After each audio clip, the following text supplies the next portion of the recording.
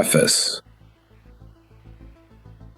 MyNovaBooks presents The Art of the Buzzer Beater by J.T. Turner. This one-shot nonfiction episode is an educational, sensory tour of the buzzer beater, the rules, physics, rituals, and crowdcraft that make a single release matter. From small-town high school gyms to primetime NBA arenas, we trace practice, timing, and the social storytelling that turns seconds into legend.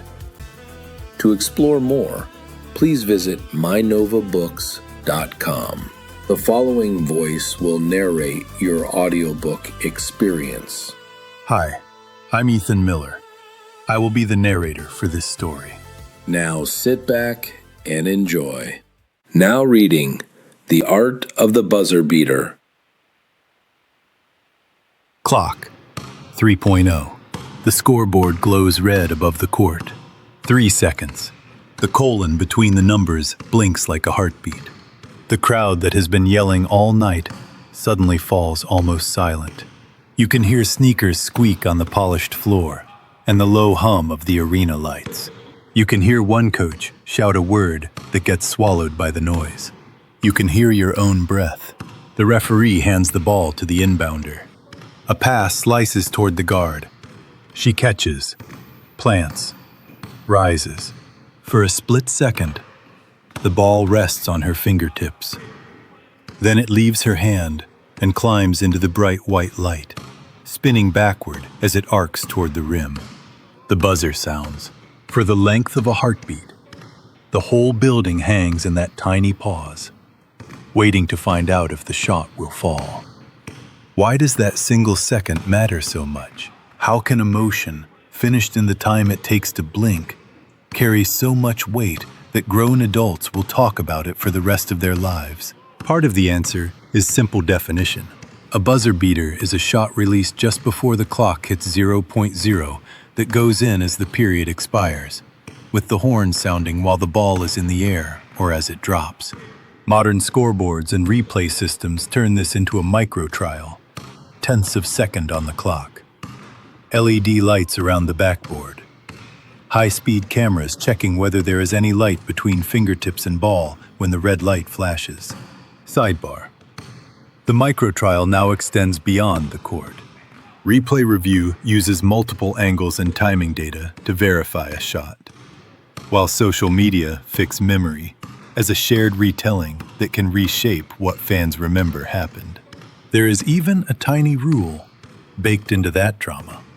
In the NBA, 0.3 seconds is generally the minimum time to catch and shoot.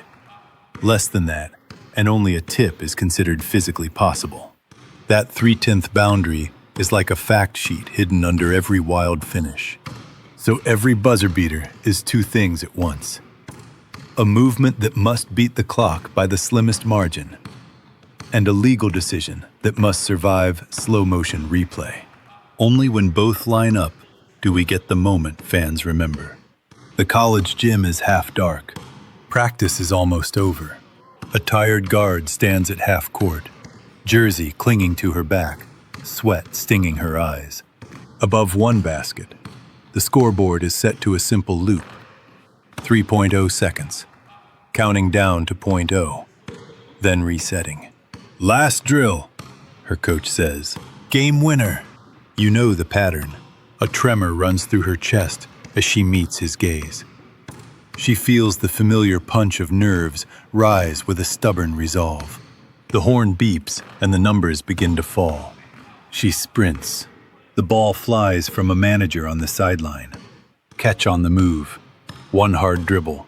Plant. Rise. The clock reads 0.4 as the ball reaches her fingertips. A surge of nerves tugs at her chest. A quick spike of fear. And a steady line of resolve runs through her spine. A tiny voice, rush, rush, begs to hurry. But she answers with a deeper breath and a clear decision. Trust the form. In that moment, she feels the fear sharpen into focus. She tells herself, stay smooth, Stay in rhythm. She lets it go. The ball arcs, kisses the front of the rim, pops up and in. The horn sounds. Nobody rushes the floor. No cameras swing her way. She just jogs to the baseline, lungs burning, and does it again and again. Weeks later, end of conference play, she runs the same pattern in a real game.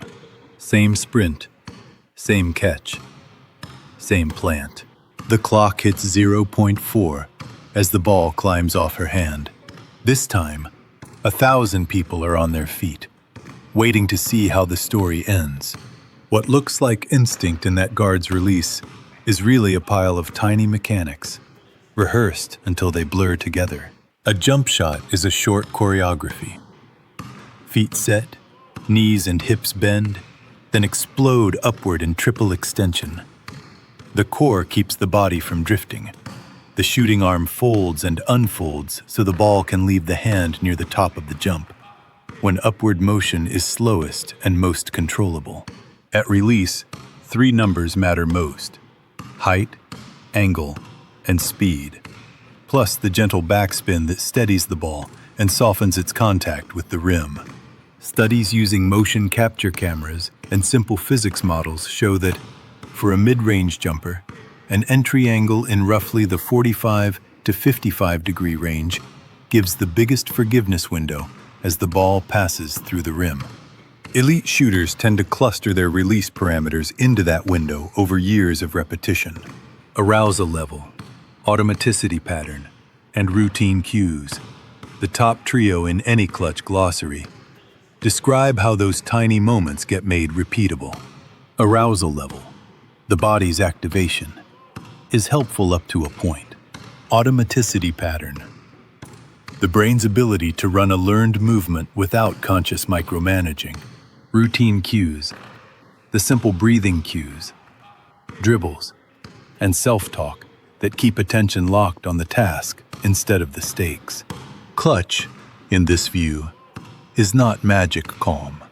It is a trained ability to let practiced patterns fire even while your heart is racing. Timeout, down 1, 3 seconds. A coach crouches in the huddle, clipboard balanced on his knee. Dry erase marker squeaking. He feels the weight of options more than the crowd.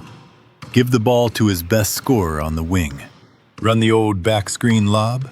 Use the hot hand freshman as a decoy and slip a cutter to the rim. Each choice carries a different kind of risk and a different kind of story if it fails. A tremor travels through his hands as he contemplates the clock.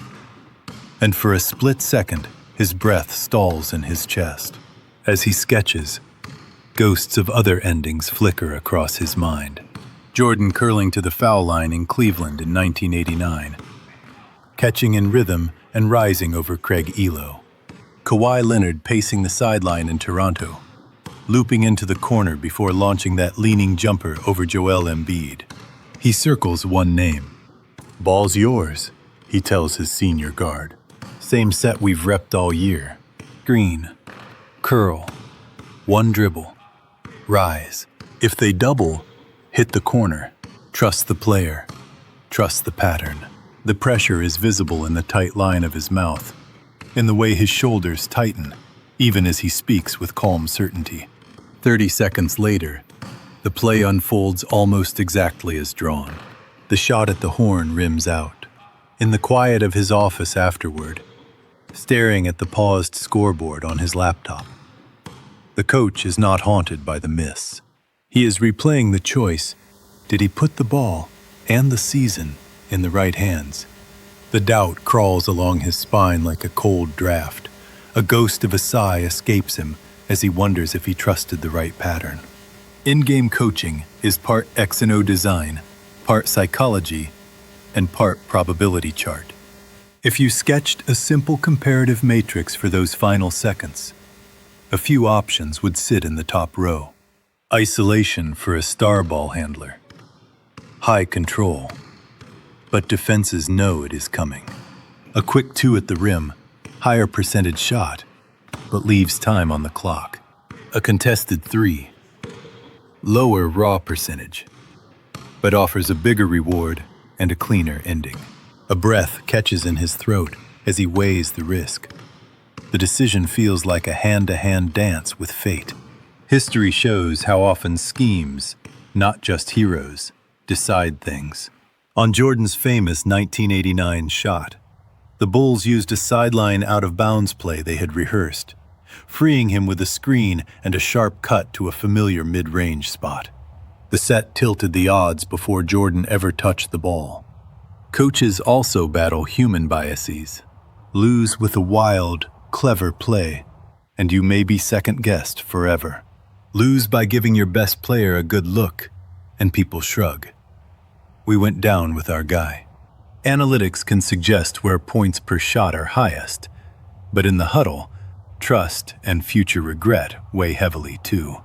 A drawn-up buzzer beater is a collective act. 5 moving pieces plus months of practice, compressed into one diagram and a few urgent words. High above the floor in Toronto in 2019, 2 commentators lean over their monitors as the arena hums. 4 seconds.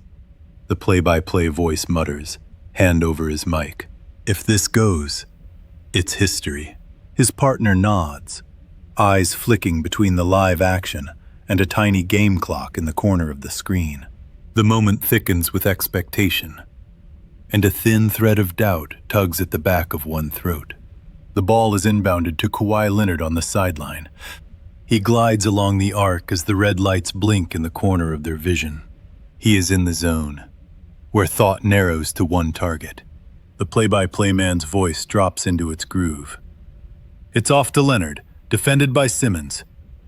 Kawhi takes that long, looping path to the right corner, dribbling hard, eyes fixed on the rim, and breath held just enough to keep steady. As he moves, words line up in the minds of the analysts. A line of past calls, a breath, a note. He arrives, gathers, rises. He shoots. The ball fades over Embiid. The buzzer sounds, and a hush falls as it hits the rim once, twice, 3 times, 4. For a heartbeat, the whole building just watches. Then it finally drops, and the arena detonates. Is this the dagger? Oh! Game! Series! Toronto has won! Minutes later, in the replay room, they record shorter versions for highlight shows. By night's end, that one word, dagger, has already fused itself to the bouncing ball in the minds of millions. A great buzzer beater does not just live in images, it lives in sound. The broadcast booth supplies a quote bank that fans carry for years. Jim Durham's strain on the Bulls radio call in 1989. Michael at the foul line. The shot on Elo. Good! The Bulls win it. They win it! Raps Jordan's jump shot in pure disbelief. Kevin Harlan's voice over Kawhi's 4 bounces. Is this the dagger? Oh! Game. Series. Toronto has won! Frames the play as a final kill shot, not just a make. Local games get their own versions. 3 seconds. 2. He pulls up. It's good! Eastbrook High wins at the buzzer. On paper, it is generic. In the town where it happens, the exact rhythm and crack in the announcer's voice are etched into memory. Media studies researchers talk about framing and narrative stickiness, the way a certain phrase and replay angle become the default way we recall an event. Social media supercharges that process. The most dramatic camera angle, married to the most quotable line, is the clip that spreads. Over time, your personal imagery and sensory bank for buzzer beaters is built as much from these calls as from the plays themselves. Hundreds of miles from any NBA arena, a small town packs into a bar with low ceilings and wood-paneled walls. It is Sunday night, playoff time. The local team's colors are draped over chairs. Kids sit cross-legged near the big screen. Someone has dragged in extra folding tables from the church basement next door. On TV, the clock ticks under 5 seconds. Conversations fade. A cook pauses halfway through flipping a burger. A pastor in the back unconsciously clasps his hands like he is about to pray. The shot goes up at the horn. Maybe it is Jordan in Cleveland. Maybe Kawhi in Toronto. Maybe some future star. For a heartbeat, the only sounds are the commentators and the hissing of the fryer. Then the ball drops through and the bar detonates. Beer spills. Strangers hug. A kid shrieks and jumps straight up, nearly hitting his head on a ceiling fan. Years later, there will still be a framed photo behind the counter, showing a blur of raised arms and open mouths. New regulars will point and ask, "Were you here the night of the shot?" The old-timers will smile and tell the story again, timing the final release with their hands. Moments like that bar eruption are why cultural theorists see sports as ritual, not just entertainment. A buzzer beater offers what sociologist Emile Durkheim once called collective effervescence, a wave of shared emotion that washes through a group all at once. The countdown provides a clear script. Hold your breath, watch together, explode together. In that script, people who barely know each other behave like family for a few seconds. Afterward, the community keeps the moment alive through small memory rituals. They hang photos, replay the clip on anniversaries, argue about who predicted the outcome. At reunions, someone always asks, "Remember where you were when?" Each retelling is like a fresh coat of paint on the same picture. If you drew a theme heat map of that night, the fan line would glow hottest at the instant the ball hits the rim, and then again years later at each retelling. Player, coach, and media axes spike too. But the social side is what keeps the story from fading. Private skill turns into public legend only when a crowd agrees to remember. Friday night, high school sectional final. The gym ceiling is low. The lights a little harsh. The bleachers are crammed with parents in school colors. Classmates with painted faces. Grandparents clutching programs. The pep band has just finished a slightly out-of-tune fight song. The air smells like popcorn, sweat, and floor polish. The home team is down 2 with 5 seconds left. The coach calls a timeout and, with a battered clipboard, draws the same simple play they have run in practice all year. Inbound to the senior guard. One screen, one dribble, pull-up jumper at the free throw line. The ball comes in. The guard curls around the screen, takes a dribble, rises. For a moment, everything sounds far away. The ball leaves his fingers as the buzzer blares. It hits the backboard, catches the front of the rim, bounces straight up, and drops through. The gym explodes. Students rush the court. The guard disappears under a pile of teammates. In the stands, someone is crying. Someone else is filming on a shaky phone. By morning, the clip has been shared hundreds of times. A local TV station runs it as Play of the Week. At his 10-year reunion, someone will pull that video up again. Laughter will fill a banquet hall as they watch their younger selves flood the floor. On paper, that high school winner is just one play in a small bracket. In feeling, it is not far from Jordan over Elo or Kawhi over Embiid. Place those 3 shots on an annotated timeline. 1989 inches Cleveland, 2019 inches Toronto. One Friday night in a small gym, and they share the same basic structure: crisis, countdown, release, eruption. What differs is scale and reach. For Jordan and Kawhi, national TV and global social platforms did the amplifying. Their shots slotted instantly into highlight reels and greatest ever lists. For the high school senior, amplification runs through huddle uploads, local news, text chains, and alumni Facebook groups. Yet all three end up stitched side by side in mashup videos, and every gym has a legend montages. Digital platforms have democratized buzzer beaters.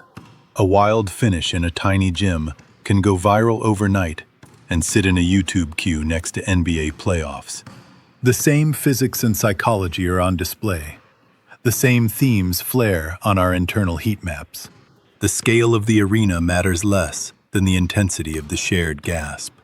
Years later, that high school guard, now in his 30s, drives back into town for a charity game.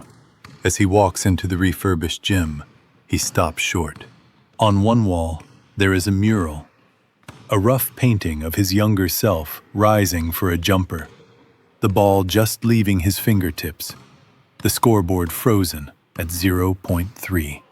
In a trophy case, behind smudged glass, sit old ticket stubs and a faded program with his number circled. A black and white photo shows the chaos after the shot, bodies piled in a joyful heap. A boy no older than 10 runs past, wearing a replica jersey with that old number. "You're him, right?" the kid asks, eyes wide. My dad showed me the video. During a break in the charity game, the announcer asks him to say a few words. He laughs into the mic. "People think that shot changed everything," he says. "Mostly, it just gave folks in town something fun to remember. But I won't lie. It got me a college look I might not have had, and it still gets me free coffee at the diner." Afterward, walking to his car under the same small-town streetlights, he thinks about how 1 second of perfect timing has outlived all the practices, all the other games no one remembers. Back in that first hush, the crowd has gone quiet. The scoreboard ticks under a second. 0.9. The colon blinking like a heartbeat. The ball has already left the shooter's fingers and is hanging in the white light between floor and rim. In that suspended arc, everything this essay has traced, iconic endings, the science of the shot, and the mental game inside the player's chest, is packed into the air between shooter and basket. On one branch of that arc sits Jordan in 1989, curling to the foul line in Cleveland. His make is pure narrative weight, the underdog Bulls toppling a favored Cavaliers team, a rising star slamming the door on one era and kicking open another. A single frame of hang time that still stands for the birth of a dynasty. On another branch sits Kawhi in 2019, drifting into the corner and launching a leaning jumper whose 4 rim bounces turned biomechanics into theater. His shot is technical idiosyncrasy made visible, the exact angle, spin, and softness that let a ball hit iron again and again and still fall, turning a conference's fate on the tiniest quirks of trajectory.